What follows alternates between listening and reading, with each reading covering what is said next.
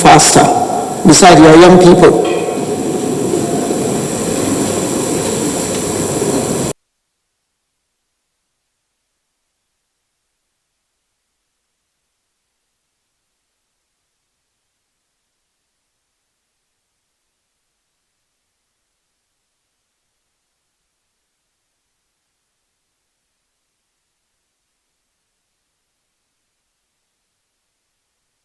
That at the end of the day we will all appreciate why we are in this room.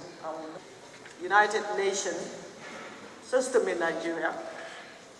Quick presentation so that we don't hold the time because we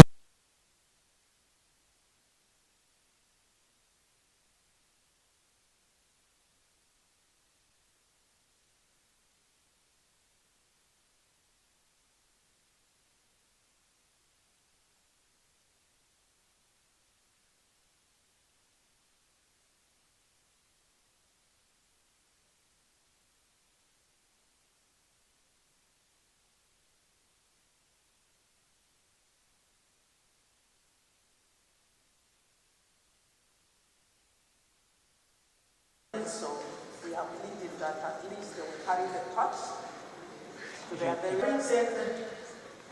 the first is very close to our hearts, as well as all the rights of the governors. And we also have the RHI coordinator for FCT, so you permit me to recognize them. I am honored to join you today at the opening ceremony of this crucial summit of gender-based violence, GBV, and harmful social norms towards a safer and more equitable Nigeria for all, especially our girls and women. I would like to thank the United Nations Population Fund for their support in advancing gender rights and promoting the well-being of Nigerians. I'm informed that this summit is a direct response to the recommendations from the annual technical consultation for the elimination of female genital mutilation, which took place on the 11th of June, 2024. Today, as we convene here, it is important that we build on the momentum garnered from the consultation and channel our efforts into actionable change. Statistics from the National Demographic Health Survey 2018 shows that nearly 1 in 3 Nigerian women have experienced some form of gender-based violence, especially women with disabilities who are more susceptible and vulnerable. The prevalence of harmful practices such as female genital mutilation, child marriage, which in some cases leads to vesicovaginal fistula, VVF, and other forms of violence against girls and women remain unacceptably high. Despite various efforts, the incidence of these practices continue to grow. Female genital mutilation in particular remains deeply entrenched in many of our communities. While there has been some progress in reducing its prevalence, the practices persist, driven by a complex web of socio-cultural beliefs. The 2018 Nigerian Demographic Health Survey and the 2021 Multiple Indicator Cluster Survey revealed that there is decline in some communities. However, the overall number remains high. This summit provides us with a common platform to create awareness, exchange lessons learned, and promote effective strategies for preventing and responding to GBV and harmful practices. We must also develop state-specific action plans and promote the allocation of adequate resources in government budgets to support gender equality initiatives and GBV prevention programs. Each state has its unique cultural, social, and economic contexts, and our plans must reflect this diversity. In alignment with this, I have been informed that the sustainable strategies and commitments that were just presented were developed collaboratively and outline the proposed actions needed. Our contributions are vital in driving sustainable change and ensuring that the objectives of this summit are not only met but exceeded. I am also informed that during the working tea break session, you will have the opportunity to further the discussion that requires our collective support. As we go forward, let us remember that the fight against GBV and harmful practices is not the responsibility of a single individual or organization. It is a collective effort that requires the active and concerted participation of all sectors of society. Recently, the spate of rape cases and gender-based violence has reached an alarming rate. Every single day, we hear about rape cases. Even our babies are violated. Do we allow this trend to continue, or do we look the other way? For all children at the basic education level, it's our duty to ensure that this principle, this right is accomplished. In addition to access, it is also our responsibility to ensure that the schools are there and have suitable environment within which they can attend and remain to complete the education, because girls are much more vulnerable than the boys. So the environment they need is far better than what ordinarily boys can cope with in terms of hygiene, environment, for instance, and also safety. Schools have to be close to them. And when in school, they have to learn the right things, the right values. The right values have to be there in the suitable curriculum for them to be taken through. And furthermore, they need to be protected also when in school, because they are also vulnerable to bullying and some other acts of violence in schools, which are very common in schools. And for this, Your Excellency, I'm happy to report that just about 2 months ago, with the Minister of Justice, we've been able to put together a standard operating procedure for violence-related practices within schools. And that has been very helpful from all the reports that I am getting from schools.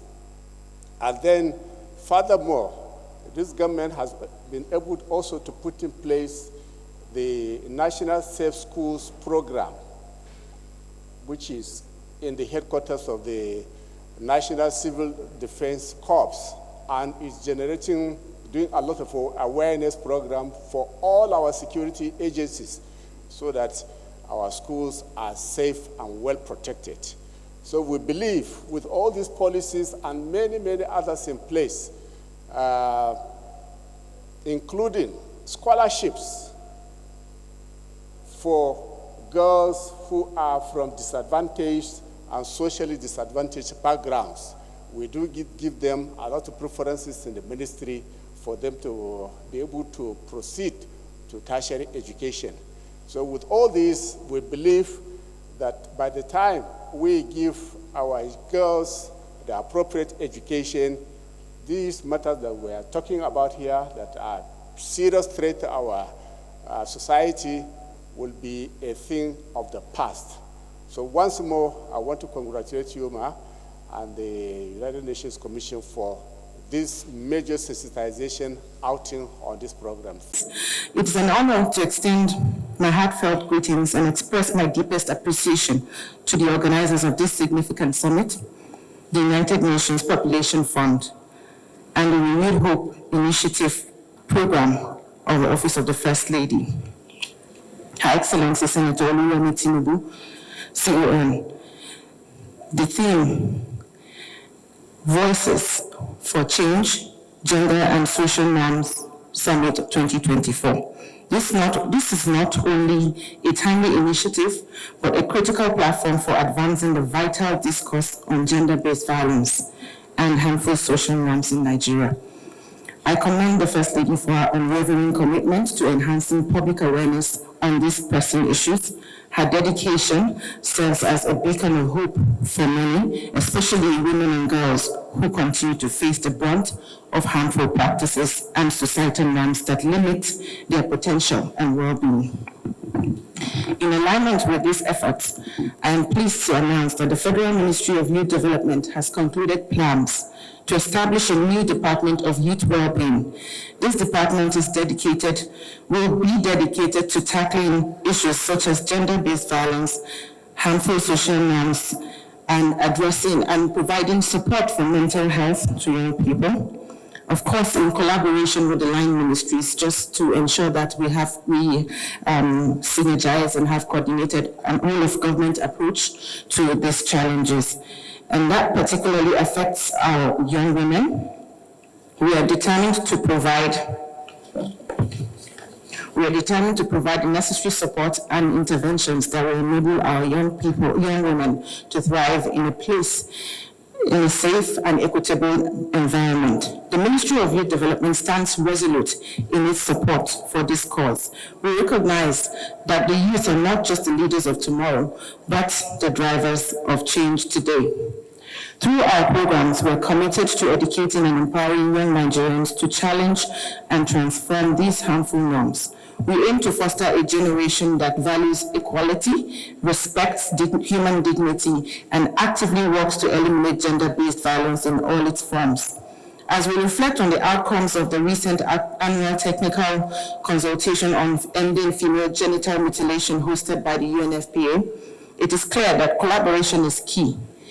The success of these initiatives depends on our collective will and the resources we secure from our partners and donors. I encourage all stakeholders present here today to pledge their support and join hands in this fight. Together, we can make significant strides in creating a safer, more equitable Nigeria for all. Let us all remember that the true measure of our society lies in how we protect and uplift the most vulnerable among us. With unwavering determination and a shared vision, I'm confident that we can achieve lasting change. I thank you very much, and may this summit inspire the commitments and actions necessary to transform lives and communities across our nation. She has done so much for women. She has done so much for children, and she has done so much for the nation. I have never experienced such, where she cares individually, generally, and otherwise. If you deliver 6 babies today or more, the First Lady will be there for you instantly, and you'll be well taken care of. Anything you do that is special and she feels you can't handle it as an individual, just like that, she's there for you. Afraid to commit crimes or social norms or things that can harm another. It's because when you do it, you will face the consequences legally and otherwise. But here in Nigeria, when you have connection or before you know it, it dies a natural death, and we forget so easily. So on this note, to support this honorable thing the UNFPA and the First Lady did today, we, the Ministry of Women Affairs, will move further to make sure there will be consequences if you commit such crime. We don't only have female genital mutilation, we have money marriage, where they use babies to loan money from old men and give out the babies to them. It is happening live and direct. And we equally have the breast ironing, which we have addressed here in Abuja, in Piba community. We went there where they use calabash and press down the iron of a child that her breast is just coming out. Some of them developed cancer in the near future. They developed cancer, and they were doing this, proving ignorance. I don't look at it as ignorance. I look at it mainly as wickedness and a way to inhumanity to human. So when we had it, we went to Piba to visit them, and when we got there, we spoke to them about the disadvantages of what they were doing. And we all agreed to carry out, to sensitize them in the form of sensitizing them. We didn't do the normal thing of just sending troops, spending money, and at the end of the day, only few people will hear it. We decided to use their chiefs and their district heads, where we carry the music they understand. And they went with banners from one village square to the other, dancing their people and speaking in their language that they understand. What they call it is town crying. They used it locally to, give out all this information. So after which, we empowered them, because a hungry man is an angry man. We brought them a whole lot of empowerment, made them very happy. Then they signed an MOU with us that if they do it again, we should take a legal action. And after they signed the MOU, we have our whistleblowers that will give us information in case they try it again. And remember, we now have a mobile court in Federal Ministry of Women Affairs, thanks to the chief judges that helped us to get this mobile court, thanks to Mr. President, who encouraged it, and thanks to Governor's fame, thanks to all that contributed to that achievement. So with this mobile court, I wonder if they could try it again. And I assure you, if they try it again, you'll be hearing the action in media, you'll be hearing it everywhere, because it will be a very huge fight. That is what, as I speak, the commissioners for women affairs are laughing, because they know that nowadays we have decided to have our voices. Our mother has given us voices, so we're actually going to give other women and children voices to be able to speak out. There are so many other things. Remember, we talk about women not getting involved in governance.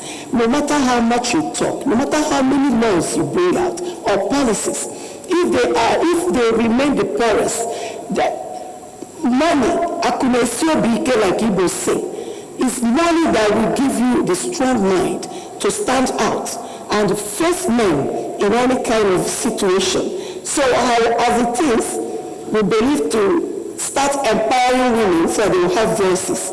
Start making sure our children go to school. So many things our mother is encouraging. We're equally working towards it.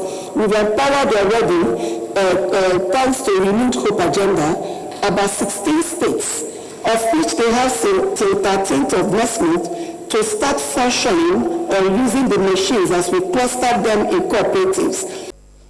This summit focused on gender-based violence and harmful practices such as genital mutilation and child marriage in Nigeria comes at a critical time. The need to confront and dismantle the deeply ingrained social norms that perpetuate violence against women and girls has never been more urgent. This convening underscores a vital truth. The fight against these harmful practices is not the responsibility of any single entity, but a collective endeavor that demands the dedication and commitment of everyone present today.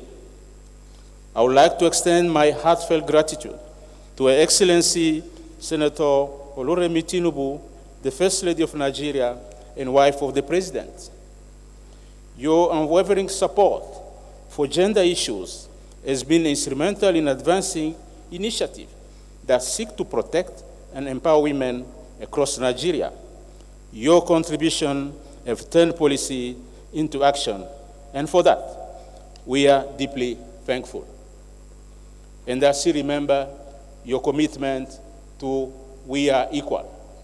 I still remember your commitment to screening for cancer and others when you receive your PS here in Abuja.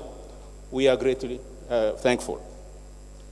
Social norms are the unwritten rules that shape our behavior, attitude, and perception within our society, often so deeply ingrained in our culture that they go unquestioned.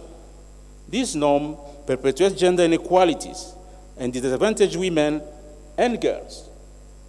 Harmful practices like child marriage, female genital mutilation, and gender-based violence are not isolated acts, but are sustained by these pervasive social norms.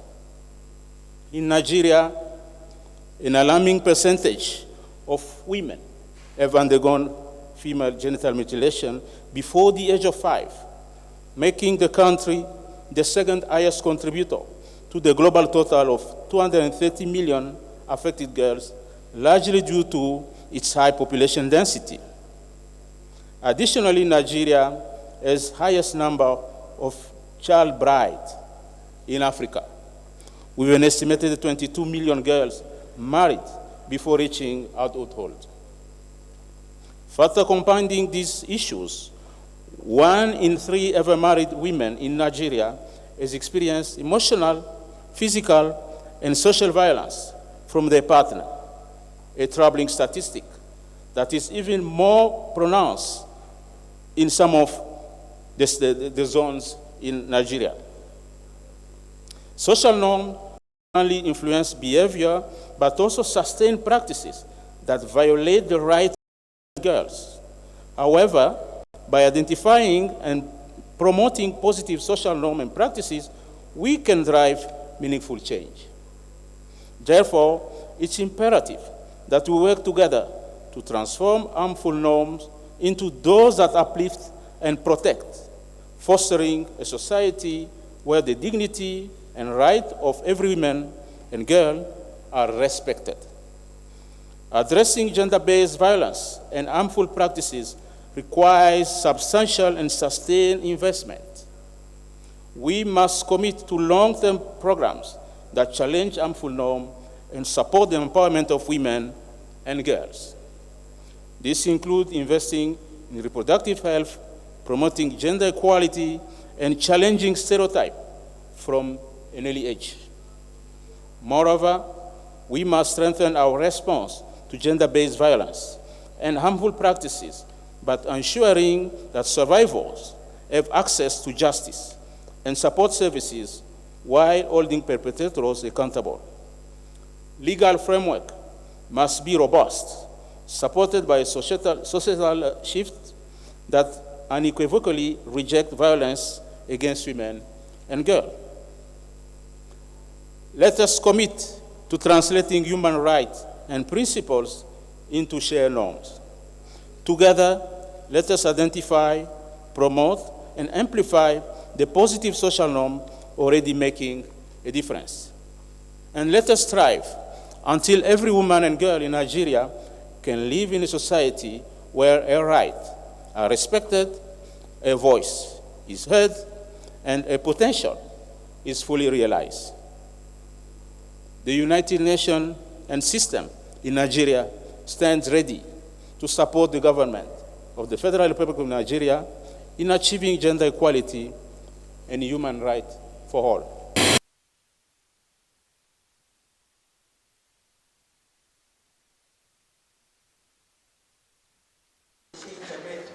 So that we, women, will feel a little bit relieved. And all kinds of disruption will come to us. These are things we can avoid. Against women and girls. Let us commit to translating human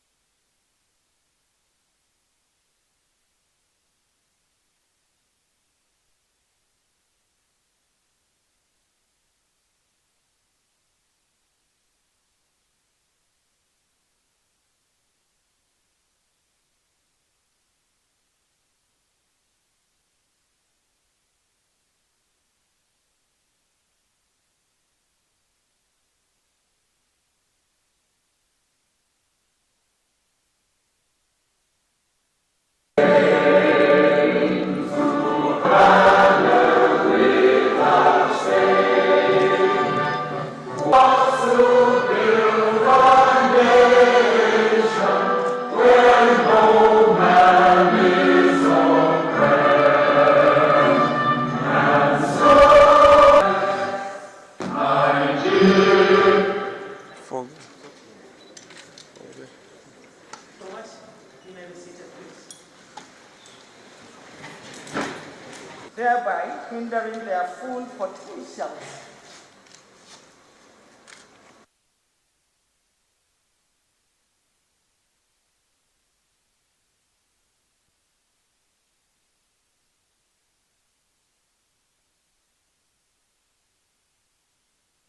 A 100% satisfaction and cost pay. Why do we continue?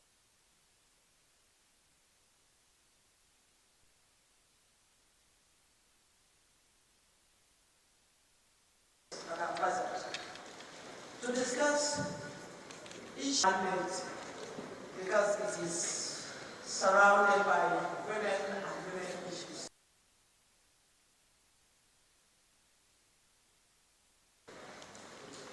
There is no game. We know those who have gone through it, how they have suffered. My grandmother,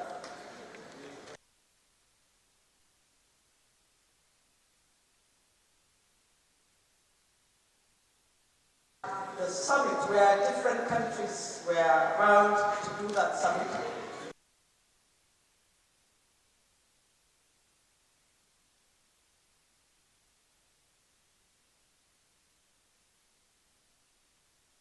We must strengthen our response to gender-based violence and harmful practices, but ensuring that survivors have access to justice.